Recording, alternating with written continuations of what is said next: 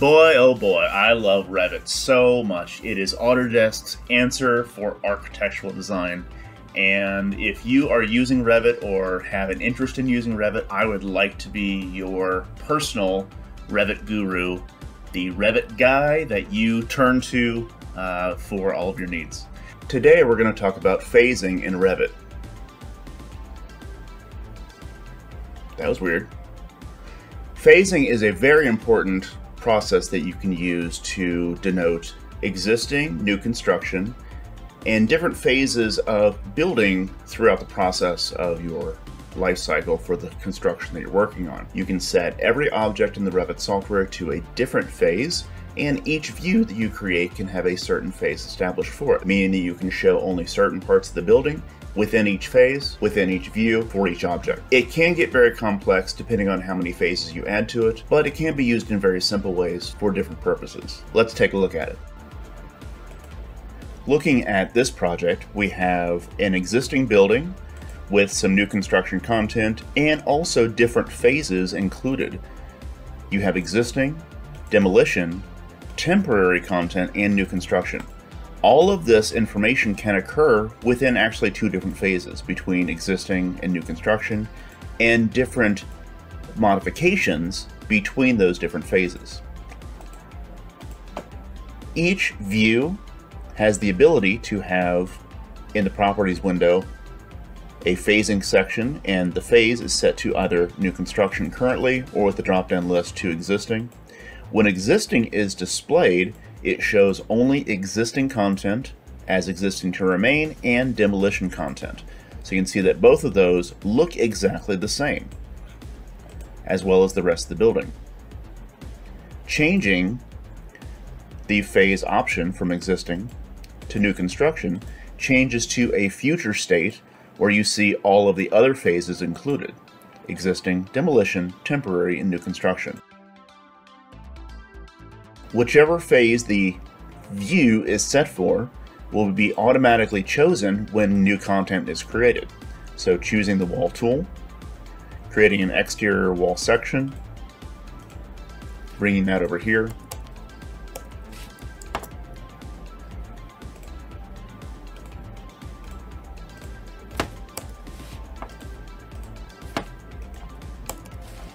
will generate an existing exterior wall.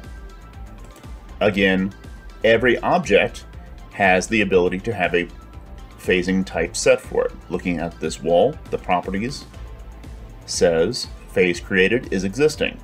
Phase demolished equals none. We'll get into that in a moment. I can add interior walls,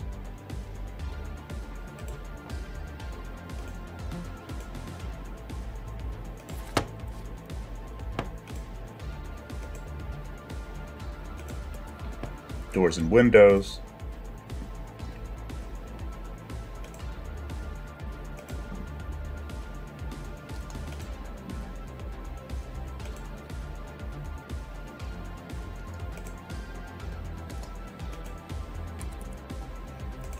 rooms,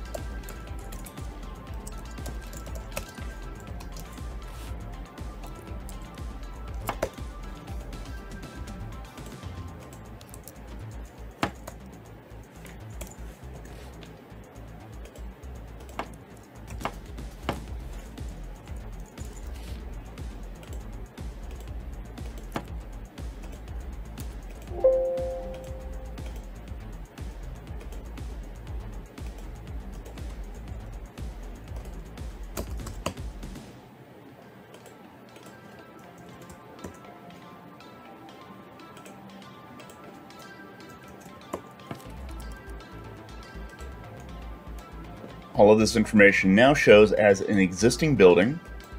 So this would be as if you were walking up to a project before any modification was started for this building's modification.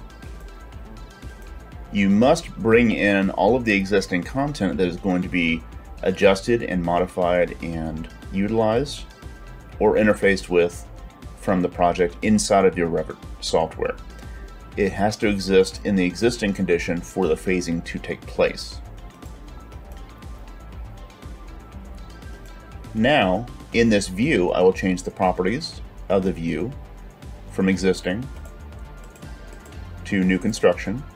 Notice how the view options change so that the existing content has a grayed out tone and the outline of the objects are bluish color.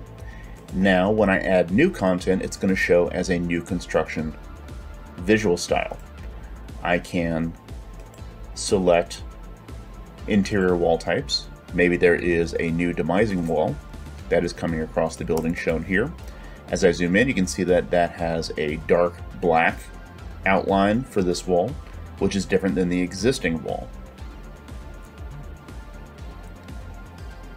When I add a door or other objects, it automatically makes a modification to the building where it creates a new door inside of this existing wall. The red part here is actually a demolished portion of that existing wall. Revit is smart enough to understand that if you are placing a new door inside of an existing wall, it must be demoed in that section for the new door to be placed. So that existing information, adding it as a demoed section, is already a phase change. Adding windows causes the same option. You are creating a punched opening inside of an existing space, and it knows that a demolished area is required. Any new doors or windows that I add into the new construction wall will show as normal, because that door is adding itself into a wall that has not been placed yet.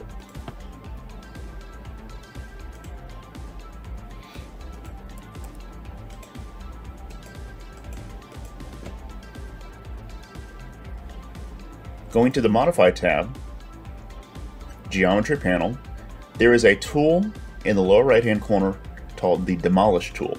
It looks like a hammer, which is kind of a joke. I think that's funny. Click on the Demolish hammer, and any object that you click on from the existing area will be automatically added as a demolished content. When I click on this wall, notice that the door is automatically included in the demolished section, because doors and windows and other wall-hosted objects are all part of the same object for the wall. So if the wall is being demolished, the door must be demolished unless you change it to be different, but the wall being removed will automatically remove the door as well, because it's part of the same object hosted into the wall's content.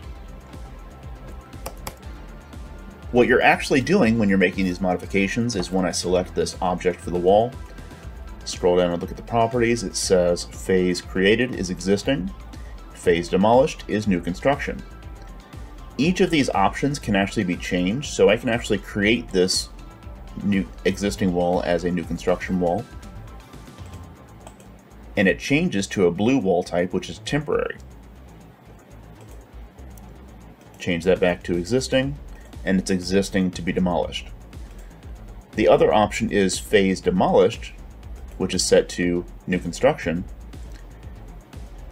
Setting it to none means that this wall is not being demolished from existing, and it's meaning that it's existing to remain. When I change that to demolished in the new construction phase, that means that within the new construction, this wall will be part of the demolition. Using that hammer tool, it automatically tells that wall to turn on this option for phase demolished equals new construction. Basically, if you have multiple phases after existing, it will demolish the object in the next phase following it. You can create multiple phases other than just existing in new construction. That is just by default.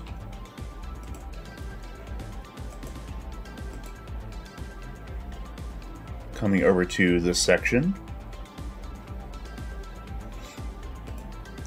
if I wanted to create another wall as an interior partition, maybe we're going to wall off this area of the building as we are working on this section of the building, but this is a wall that is only going to be constructed temporarily. during the construction phase.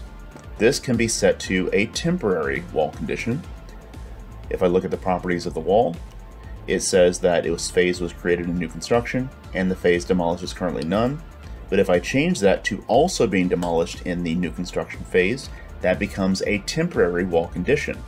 It's created in new construction and demolished within the new construction before the project is completed. That automatically means that this wall is a temporary wall, meant only during the construction phase to exist, and then it's removed after the construction phase is ended.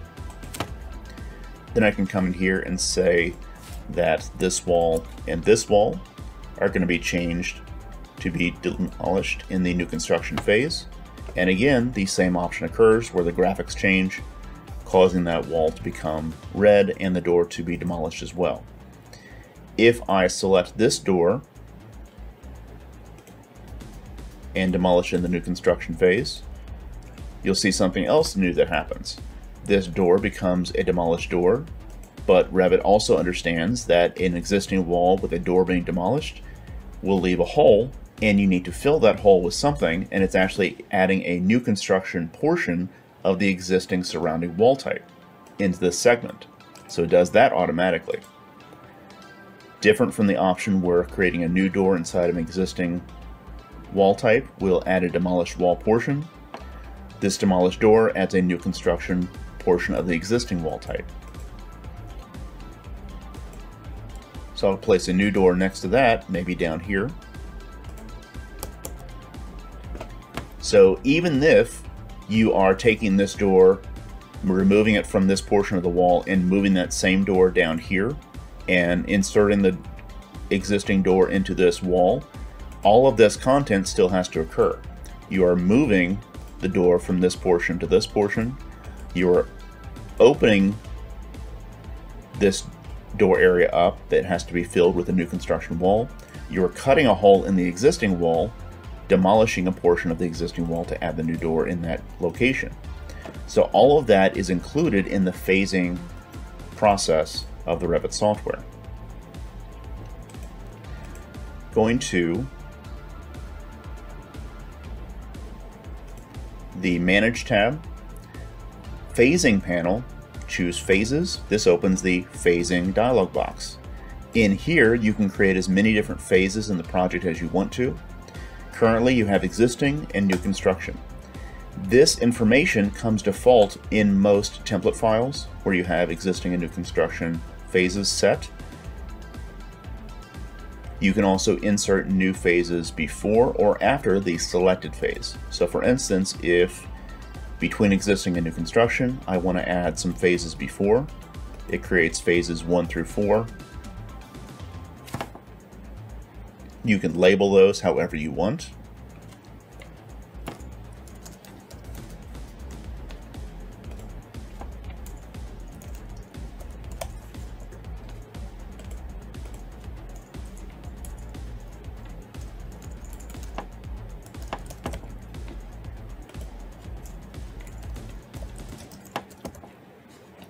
Again, labeling these are really just descriptions. They can be whatever you want to, and you can add descriptions next to that to spell out more specifically what that phase would include. However, I can share with you the more phases that you add to the Revit project, it's going to make the phasing process more complex and complicated, because each phase is responsible for an adjustment in the objects themselves, and as you make modifications to creation and demolition, the demolished content must be created in one of the existing phases or one of the phases in the project, and it must be created within one of those phases. If it's in different phases, it may get confusing on where it's located, how the phasing and the process of the project is generated. If you have specific phases in the building's construction that makes sense to use multiple phases, go ahead and use that. But if it is a base project that you're working on and it's going to be completed in one condition, using the new construction and existing phase makes the most sense. Only using multiple phases when it is required. If you add more phases than you need, You can remove those phases by choosing Combine With. Notice there is no option to delete. That means that any information that is on any of these phases already will automatically be combined with whichever phase you choose. So if you say combine with previous or combine with next, combine with next means that this phase combined with next automatically gets included in new construction phase. So any content that is created within that phase automatically gets applied to that other phase that you're establishing. And yeah, I'm going to continue to do this to remove all the other phases that I just added. Going to the next tab, Phase Filters, we'll look at this in a moment of how this applies to the view. It looks very complex, but it's actually fairly simple after you read the description. The graphics of the phase can be set as well. In here you have existing, demolished, new construction, and temporary. These are actually graphics that you can establish for each phase of the view. So notice that existing has a light blue projection line and a dark blue thick line in the cut line. It also has a fill pattern of a light gray color. That is why the existing material shows as a light gray color down here. Demolished shows as a dashed red line, a thicker dashed red line in the cut pattern, and a diagonal red hatch pattern.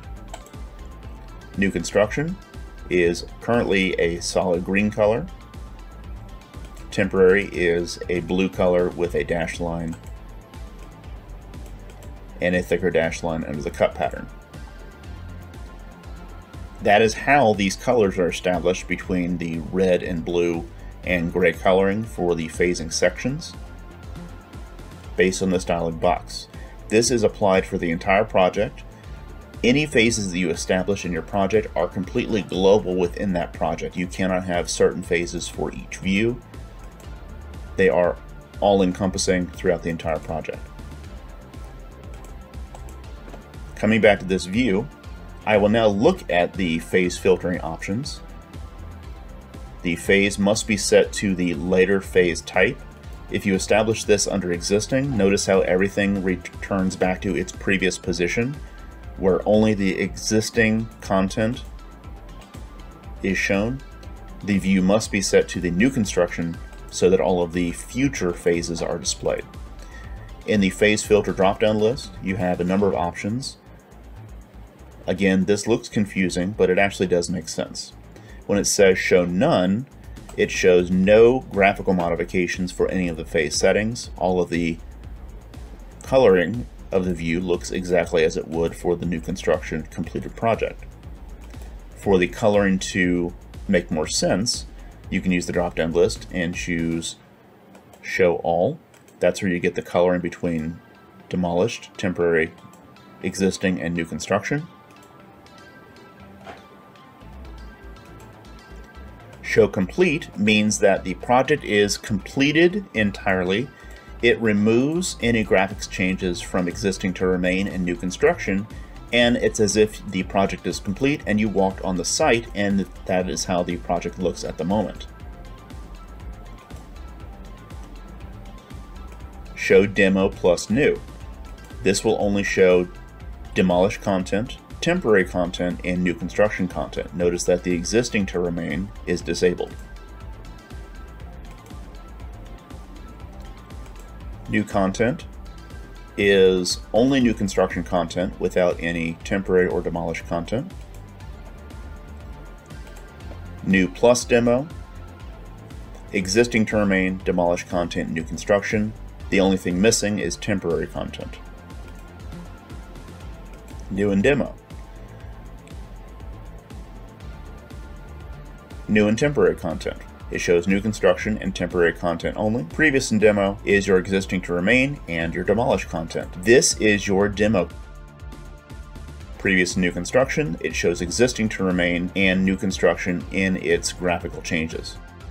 includes the temporary content. Show previous phase shows only existing to remain without any of the graphics applied to the other types. Let's go back to the Manage tab, Phasing panel, and choose Phases. Under the Phase filter, all of those different options that we just looked at are in this list. Under Filter Name, you can create new versions of these, you can delete existing ones, you can have as many of these phase filters as you want. The filter name is merely a description on how that filter applies and what it is showing. Options over here are going to be part of the list for as many phases that are added. If there are more phases created in the project other than existing in new construction, those will also show up here in a list of more options to the right. Each one of these options can be set to by category, overridden, or not displayed. By category means that it will show exactly as the Revit view is set for that object. Overridden will take you to this dialog box for graphic overrides, and it will apply any of the changes that are set for these objects. Not displayed means that it's turned off or hidden in that view type. So if we look at something like demo and new construction, this means that new construction is by category, existing is overridden, demolished is overridden with the graphics, and temporary is not displayed, so it means it's turned off. Your demo plan, new construction is not displayed, existing is overridden, demolished is overridden, and temporary is not displayed. With this dialog box, you can set any of the view properties that you want to for each filter type, defining any phasing set that you want.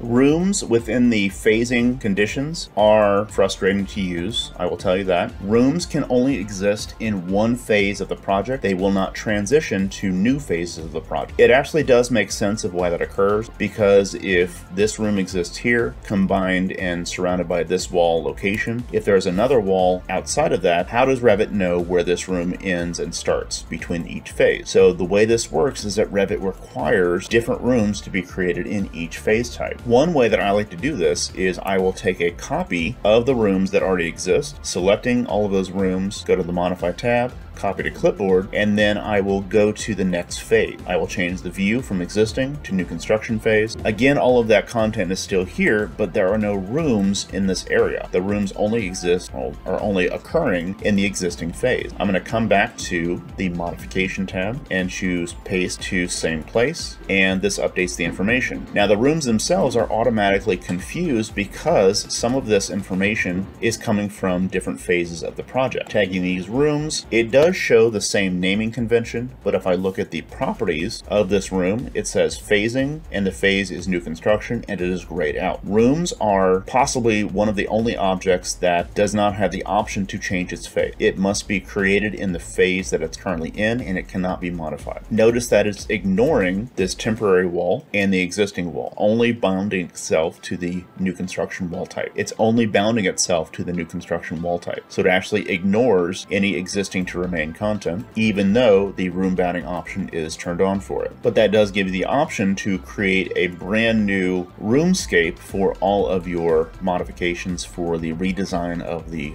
project.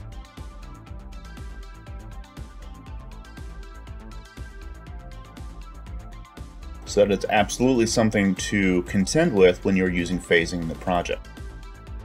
I will turn off rooms as the category for a moment to be less distracting right now. Then I'm going to move down here to this portion of the building. Change the view filter back to show all. Once again, you have differences in the view types for demolished, existing to remain, temporary, and new construction. Going to a 3D view, you can actually see all of that information as well inside of the 3D view. Notice that the hatching is applied to the objects themselves, and based on the view properties, the temporary wall and demolished wall are shown as transparent, so I can actually see through them. You can create as many objects within each phase as you want. Every object has a phasing set established for it, and the project can have a life cycle from start to finish and any state of change in between. I hope you enjoyed that little excerpt from the Revit software on creating and placing walls and creating wall types. Please join us next time for more information from the Revit software. Continue to join us. This channel is sponsored by Imaginet Technologies. With over 20 years of experience and more than 100 industry experts, Imaginet is well equipped to assist with any needs for software, training, implementation. including Productivity Now, a video training resource for many types of industry-leading software. Check out the available licensing packages at Imagineit.com. Contact Imagineit today and mention this channel to get a special offer. Check out our previous videos below. Comment below and tell us more information you'd like to see covered in the Revit software. Like and subscribe to this channel so you can get the latest updates for each time that we post new videos in tutorials on how to use the Revit software. Don't miss it.